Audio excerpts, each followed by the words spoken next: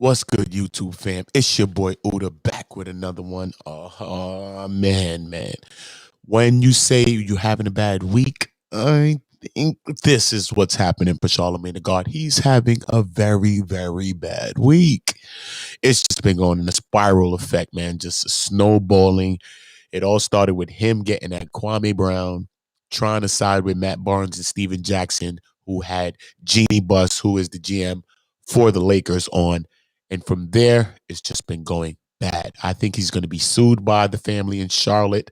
I believe that he's going to be kicked off of the Breakfast Club shortly because I believe that he will be canceled pertaining to the interview with Star, with the girl. Reads and her mom and all kind of things like that. It's a lot going on right now. But like I said, when you're having a bad week, you're having a bad week. And now Joe Buttons is getting at him. We heard Flex the other day getting at Charlamagne. Make sure you check out all the videos on my page. I'm following all of this content, trying to get you everybody's responses to Kwame and everybody else's responses to each other. So it's just like a whole soap opera that's going on right now.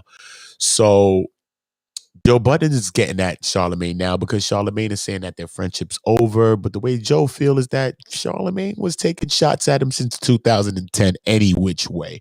And I don't think right now is the time for him to be separating from friends right now. But I don't want to talk too much. Make sure you like the videos. Make sure you subscribe to the channel. Make sure you check out all the other videos. Then follow the content because I am covering it and it's a lot to cover. Let's get into Joe Buttons and let's hear what he has to say about his ex-friend, Charlamagne the God. Let's go.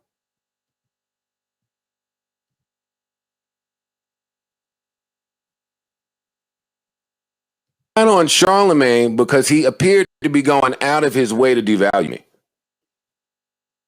One of the most prominent voices in this media thing, for that one instance where it appeared that I was down, used all of his platforms and all of his might to continue to push the narrative that they fucked it up.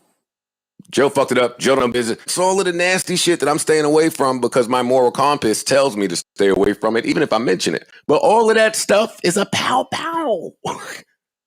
It make you back up just a little bit.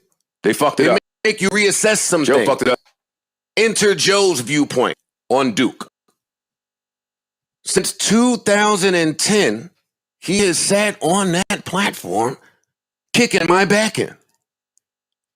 When I appeared to be down, anybody that had something negative to say, he spoke to them.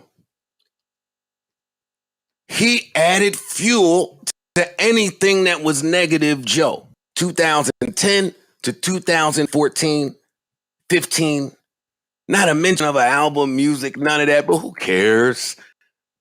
Because Joe's meteoric rise, it didn't look possible. But then it happened. And then there was still these passive-aggressive attacks to devalue me while I'm trying to gain capital for me and 50 other people.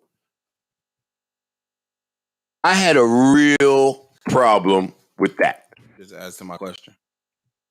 If you said from 2010, roughly till now, he's been doing X, Y, and Z to harm you, why do you chop it up with this nigga, man? The gig is the gig.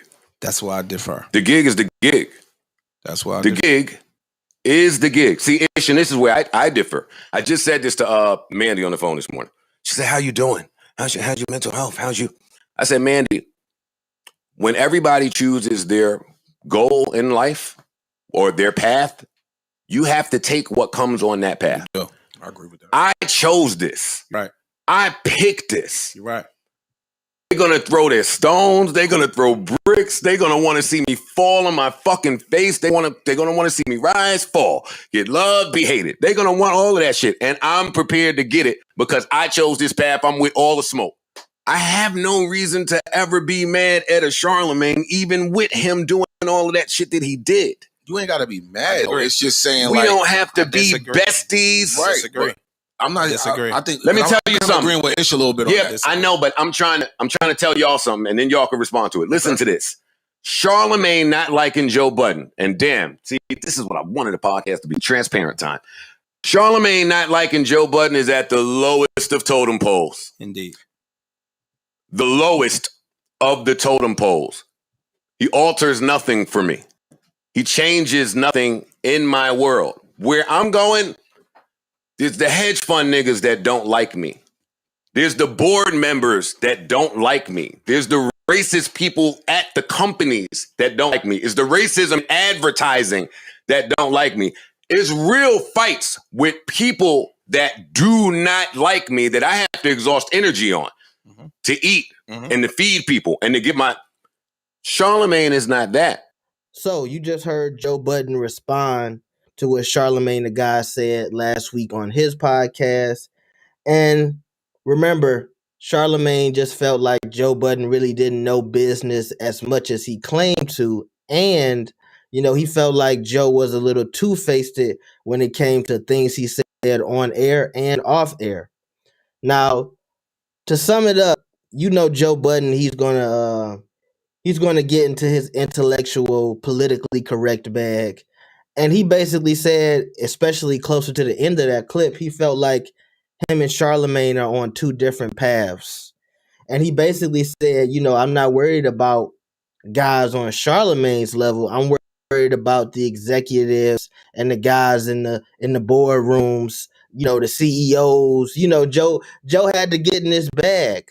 And honestly, I think both of them are on that level. I think Charlamagne has to deal with the same issues. And that's why I told you guys I was a little disappointed that these two gentlemen were going back and forth with each other, and to find out that they had an issue behind the scenes, because, you know, I thought they could do good business together. And I like to